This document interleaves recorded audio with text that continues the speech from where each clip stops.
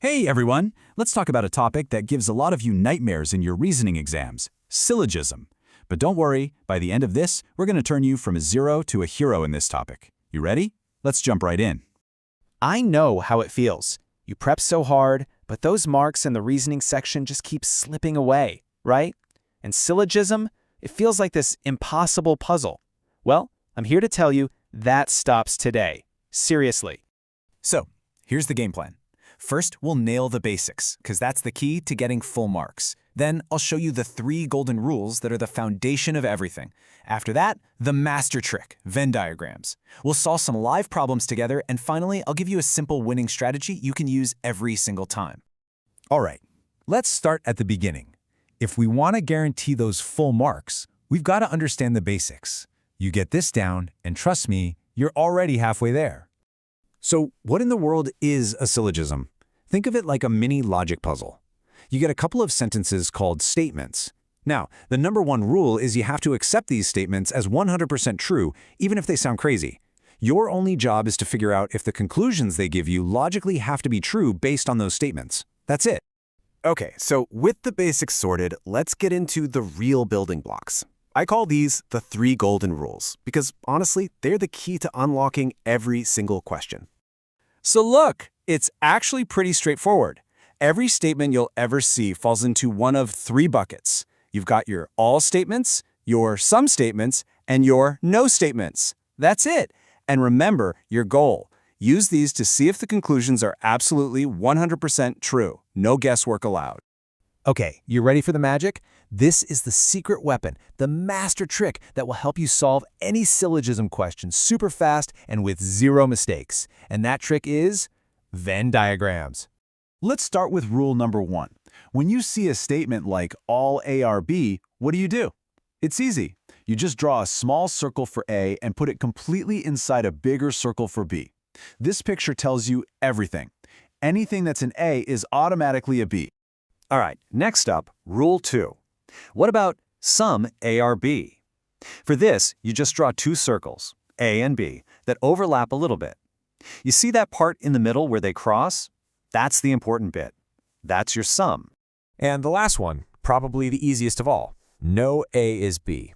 How do you draw that? Just 2 circles, A and B, that don't touch at all. They're completely separate, no connection. Simple as that. Okay, so we have the rules, we have our master trick. Enough theory, right? Let's actually put this stuff to the test with some real questions you might see in your exam. Here's our first question. We've got 2 statements. First, all wheat is grain, and second, some wheat is flour. Based on these, we need to check a couple of conclusions. All right, let's get our diagram drawn. First statement, all wheat is grain. So we draw a circle for wheat and put it right inside a bigger circle for grain. Done.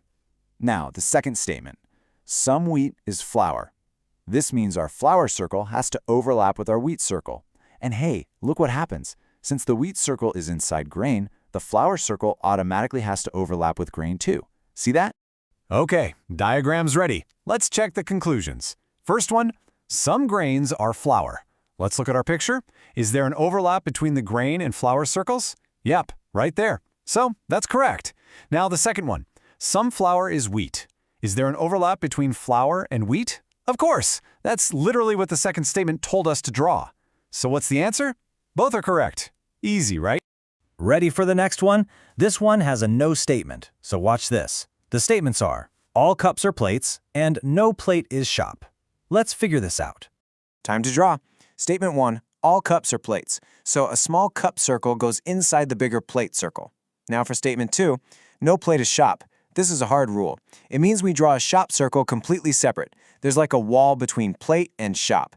They cannot touch. All right, let's check. Conclusion 1, no cup is shop. Well, look at the diagram. If the entire plate circle is not allowed to touch the shop circle, and the little cup circle is stuck inside plate, can cup touch shop? No way, so that's true. Conclusion 2, no shop is plate. Well, that's just the second statement said backwards, so yeah, that's also true. So the final answer, both are correct. Okay, let's do one more. This one's a little trickier because it has 3 conclusions, but the method is exactly the same. The statements are, some beautiful are intelligent, and all intelligent are daughters. Let's draw this out. Here's a little tip. It's usually easier to draw the all statement first. So, all intelligent are daughters. We'll put the intelligent circle inside the daughters circle. Now we add the other statement, some beautiful are intelligent. We just need to make the beautiful circle overlap with the intelligent one. And see what happens? That automatically makes the beautiful circle overlap with the daughter circle too. It's like a chain reaction. Time for the final check. Conclusion 1. Some intelligence is beautiful. Do they overlap in our diagram? Yes. Check. Conclusion 2. Some daughters are intelligent. Well, yeah, the whole intelligence circle is inside daughters, so of course some of them are. Check. And finally, conclusion 3. Some beautiful is daughters. Do they overlap? Yes, they do. Check. So there you have it. All 3 are correct. Fantastic. Awesome job. See, this Venn diagram method is super powerful, but it's also really simple. So now let's boil it all down into a foolproof strategy you can always rely on. I call it the 3-step success mantra. This is it. This is all you need to remember. 3 simple steps. 1. Read the statements carefully. 2. Draw the Venn diagram. And 3. Check the conclusions against your picture. That's it. If you can see it in your diagram, it's true. If you can't, it's false. It really is that easy. And I'll leave you with this final thought.